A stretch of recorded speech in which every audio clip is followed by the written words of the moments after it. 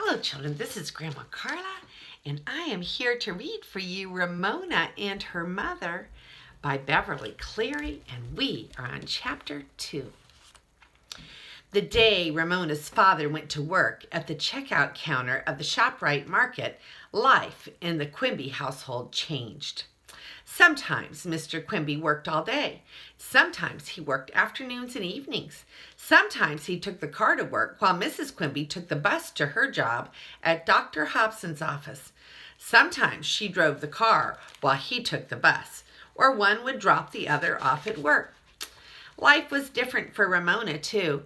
She now went home with Howie Hemp after school. The Quimbys paid Howie's grandmother to look after Ramona until one of her parents could come home after work. Mrs. Quimby said she could not hold a job unless she knew where Ramona was. Every single minute. Beezus also went to the Kemp's house after school unless she telephoned her mother for permission to go to a friend's house. Ramona had no choice. One rainy Saturday morning, when Mr. Quimby had worked at the market for several weeks, Ramona asked her mother, "Where do you have to go today?"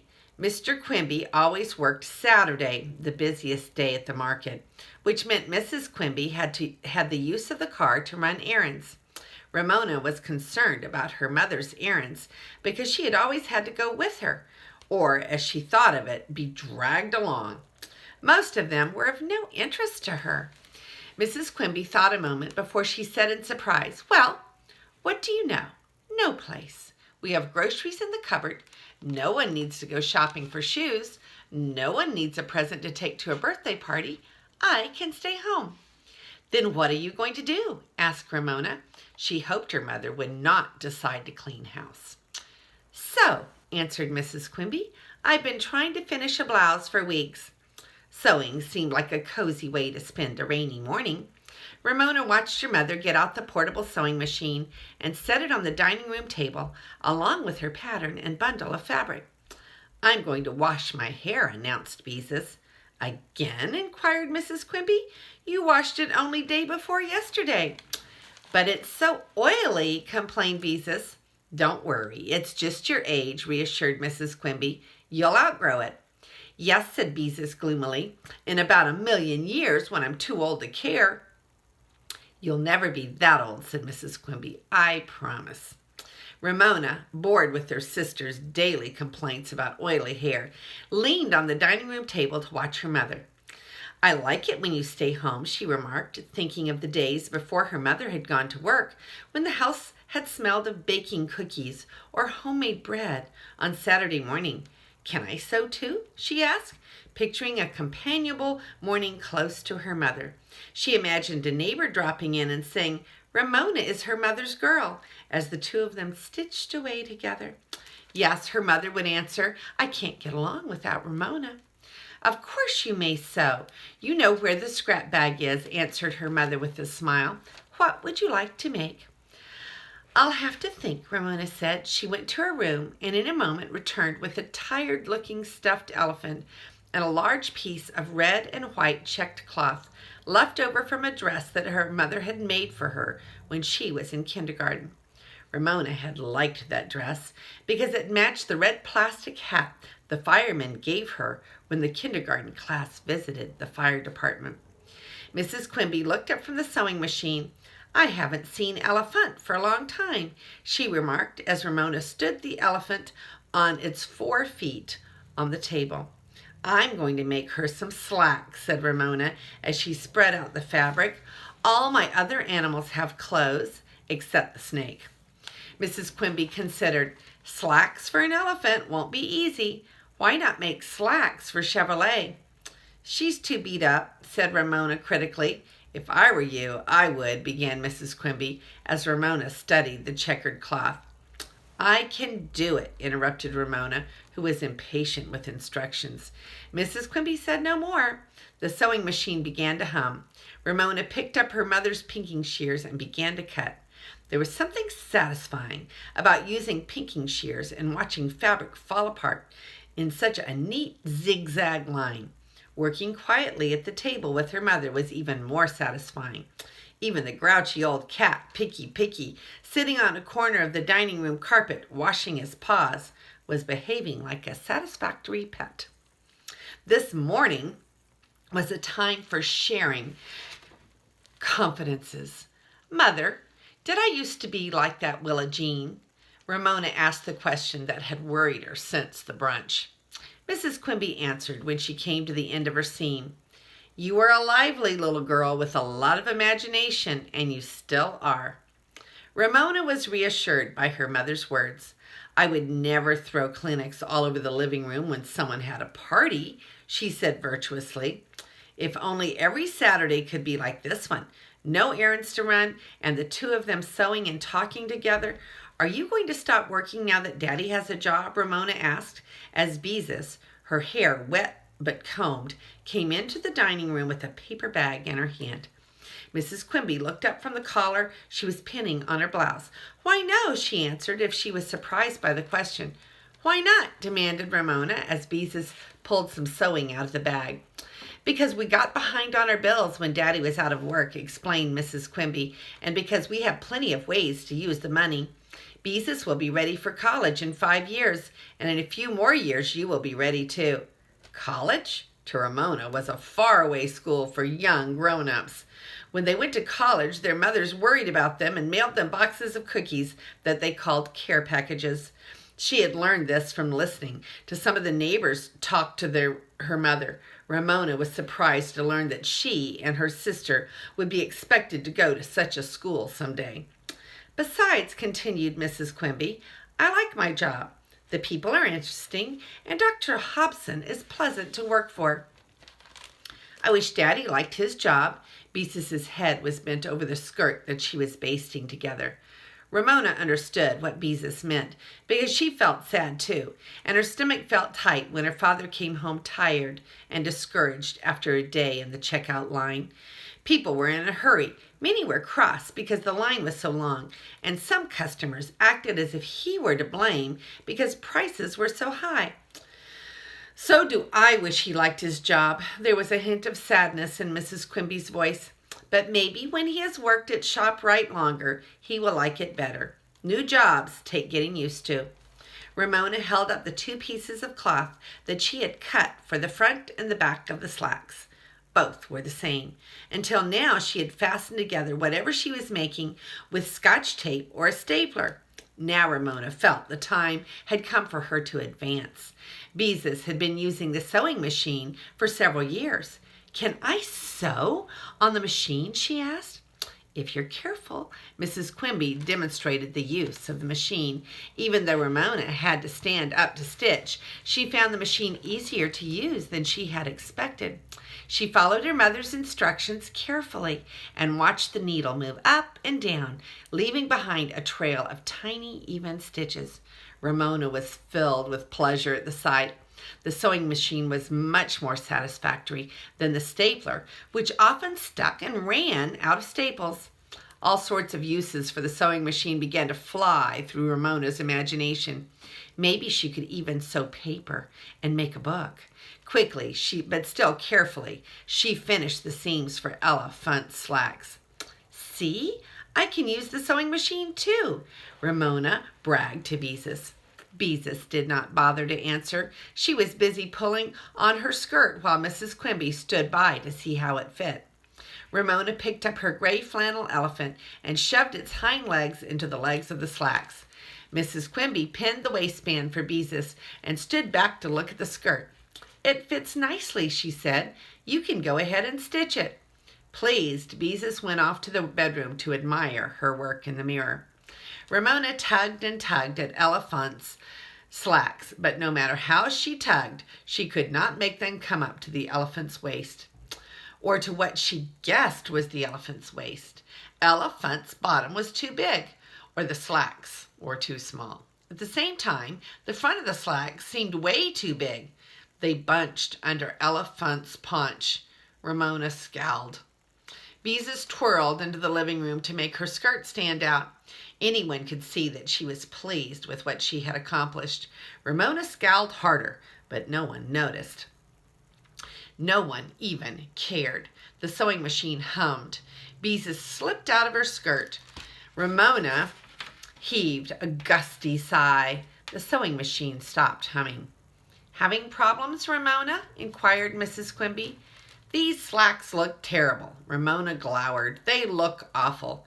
Mrs. Quimby considered Elephant and her slacks. "Well," she said after a moment, "maybe you could find something easier to sew. Slacks for an elephant are very hard to make. I'm sure I couldn't do it." Ramona could not scowl any harder. "I like to do hard things." "I know you do, and I admire you for it," answered Ramona's mother. "But sometimes it's better to start with something easy and work up." "Why don't you make a skirt?" suggested Beezus. "Elephant is a girl elephant." "I don't want to make a skirt." Ramona's voice was rising. "I want to make pants." She looked at her mother and sister, so calm and happy with their sewing. Why couldn't her sewing turn out right the way theirs did? Ramona felt shut out from something that she longed to share.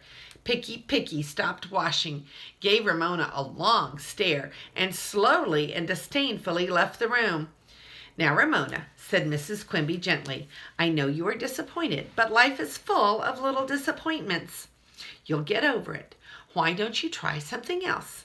A skirt, the way Beezus suggested." "I won't ever get over it." Nobody had to tell Ramona that life was full of disappointments. She already knew. She was disappointed almost every evening because she had to go to bed at 8:30 and never get to see the end of the 8 o'clock movie on television. She had seen many beginnings, but no endings. And even though she had outgrown her tricycle, she was still disappointed because she could never find a tricycle license plate with her name printed on it. Didn't anybody who made those license plates care about little girls named Ramona? And then there was that time that she had gone on the Easter egg hunt in the park with a big paper bag and had found only 2 little candy eggs, one of which had been stepped on. Nobody had to tell Ramona about disappointment. The disappointment of Elephant's slacks was not one of life's little disappointments to Ramona.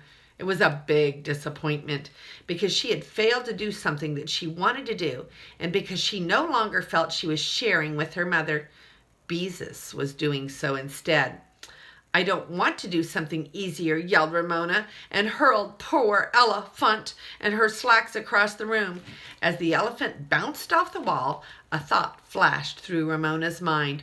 Her mother had not actually said that she was not like Willa Jean. Mrs. Quimby spoke sharply. "That's enough, Ramona. Calm down." "I won't calm down," shouted Ramona, bursting into tears. She fled to that haven of anyone in the family who had tears to shed, the bathroom, where she sat on the edge of the tub, sniffing miserably. Nothing was fair. Her mother was always saying everyone must be patient with Beezus when she was cross because Beezus had reached a difficult age. But what about Ramona? Her age was difficult too. Not old enough to sit down with her mother and sew something she wanted to sew, and too old to go pulling a whole box of Kleenex and flinging it all over the house like Willa Jean. People should not think that being 7.5 years old was easy, because it wasn't. As Ramona sat on the hard edge of the tub, feeling sorry for herself and trying to sort out her thoughts, she noticed a brand new red and white blue tube of toothpaste lying beside the wash basin. How smooth and shiny it looked, with only one little dent where someone had squeezed it once. That tube was as good as new, and it was the large economy size. Ramona was suddenly filled with longing. All of her life she had wanted to squeeze toothpaste, really squeeze it. Not just one little squirt on her toothbrush, but a whole tube, a large economy-sized tube, all at one time, just as she had longed to pull out a whole box of Kleenex. "I'll give it one little squeeze," thought Ramona. "Just one teeny squeeze to make me feel better." She seized the tube. How fat and smooth it felt in her hand. She unscrewed the cap and she laid it on the counter. Then she squeezed that tube the way that she had been told she must never squeeze it, right in the middle. White paste shot out faster than she had expected. That squirt really did make Ramona feel better. She squeezed again. Another satisfying squirt. She felt even better. This was more fun than finger painting or modeling turtles out of clay. Suddenly, Ramona no longer cared what anybody thought. She squeezed and she squirted and she squeezed. She forgot about elephant slacks. She forgot about her mother and Beezus. She forgot that no one ever called her her mother's girl. The paste coiled and swirled and mounded in the wash basin. Ramona decorated the mound with the toothpaste, roses as if it were a toothpaste birthday cake.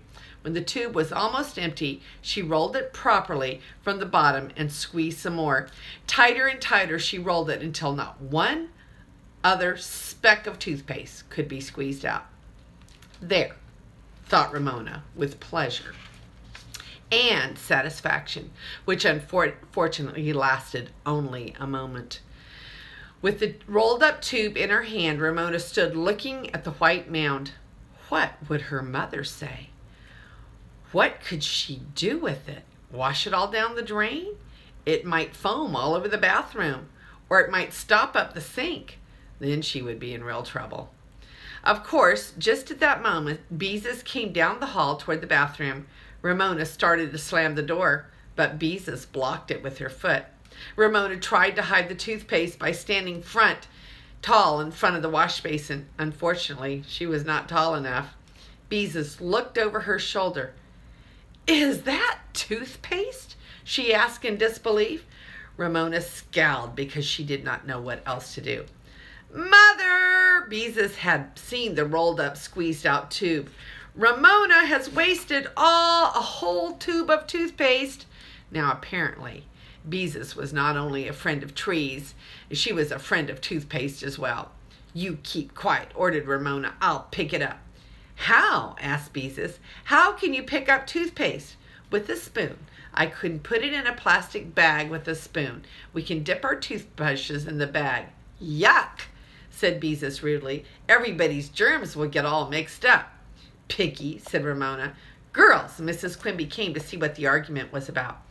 "Ramona, what on earth got into you?" she asked in exasperation when she saw the toothpaste birthday cake. The whole thing was much too difficult to explain, really impossible. So Ramona said cockily, like the funny man on TV, "The devil made me do it." "That's not funny, Ramona." Mrs. Quimby meant what she said. Ramona did not understand. Everyone laughed when the man on television said the devil made him do something. Why wasn't the remark funny when she said it? Because she was 7.5 right now. That was why. Grown-ups could get away with anything. It wasn't fair. "Get a spoon and a jar from the kitchen," directed Mrs. Quimby, "and scoop up that toothpaste." Then she said to Beezus, "She can use it herself, and the rest of us can use a fresh tube." Somehow Ramona felt sad, knowing that she was to be excluded from the family tube of toothpaste for a long time, and she wished that her mother would not speak about her to Beezus as if she was not in the room. "Ramona," said her mother, "don't you ever let me catch you squeezing out a whole tube of toothpaste again." "I won't," promised Ramona, and as she went off to the kitchen for a jar and a spoon, she felt unexpectedly cheerful. She had done something that she had always wanted to do. Of course, she would never squeeze out a whole tube of toothpaste again. She had done it once. She did not need to do it again. I think that perhaps I was a little girl like Ramona, because I have a lot to identify with little Ramona in. So, slacks for Ella Funt. Let's look at some pictures. Here is a picture of Ramona sewing with her mother, and even though her mother had told her that she would start with something easier than slacks for Ella Funt, she decided to go ahead with slacks anyway. And then here's a picture of Ramona learning how to sew on the sewing machine and make the tiny little stitches. And she was so very proud of herself until the slacks did not fit.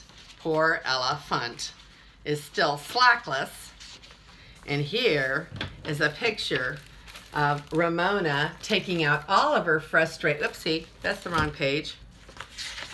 Ramona taking out all of her frustration by squeezing out all of the toothpaste into a big pile in the bathroom sink. And Ramona discovered her and got her in trouble. And that is the end of chapter 2. And this is Grandma Carla. And I love you.